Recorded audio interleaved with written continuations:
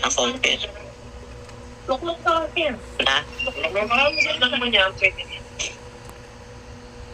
Good morning po sa inyo dyan. Good evening dito sa Canada. Nabigla ako pala yung testimony ngayon. Wala pa naman akong masyadong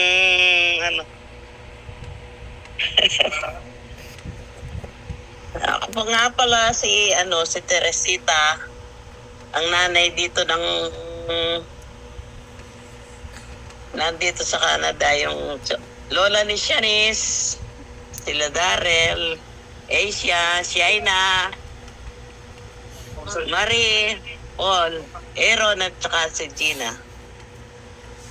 Wala akong masyadong alam na ang ko lang, una, salamat sa Panginoon sa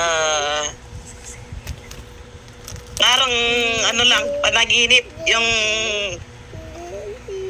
tsaka yung mga dati kasi Katoliko din kami, tapos kami Grace Baptist kami dati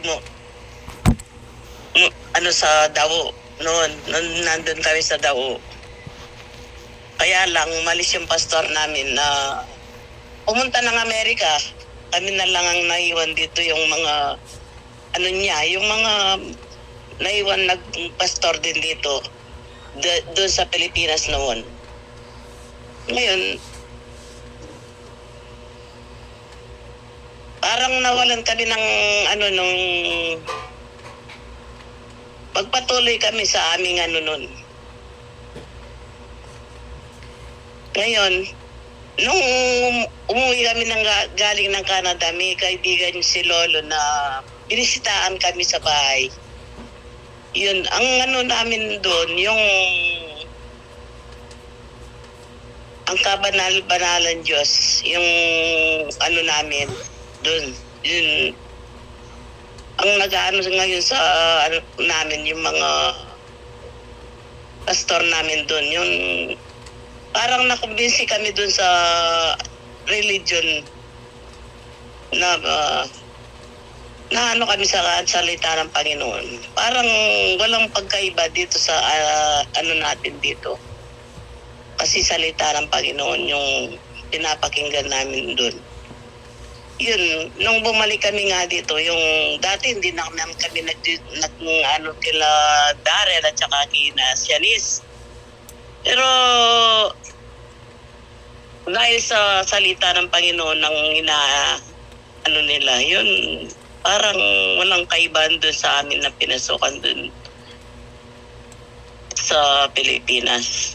Kaya ako, nagpapasalamat ako kasi yung buong pamilya ko na naubog sa magandang ng Panginoon. Yung sa edad namin ito, wala na akong inihiling pa, kundi ang magpatuloy sa salita ng Panginoon.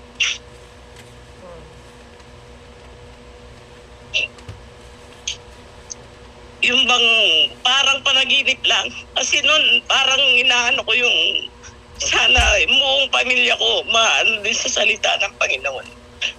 Yun, parang wala na akong mahihiling pa. Kasi buong pamilya ko din dito. Kaya sabi ko, hanggang buhay kami, nabubuhay kami, dito kami. Kung yung minsan nga nasasabik pa ako sa pagsamba at saka sa pagtuwing Bible study.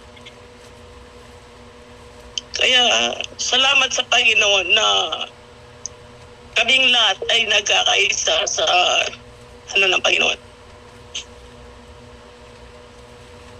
Wala na akong mahiling pa sa Panginoon, kundi ang magpasalamat na lang.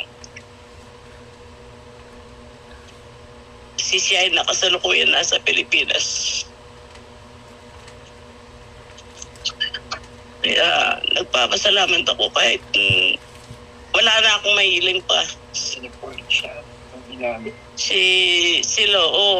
Sila Darrell at saka si Shanice. Silang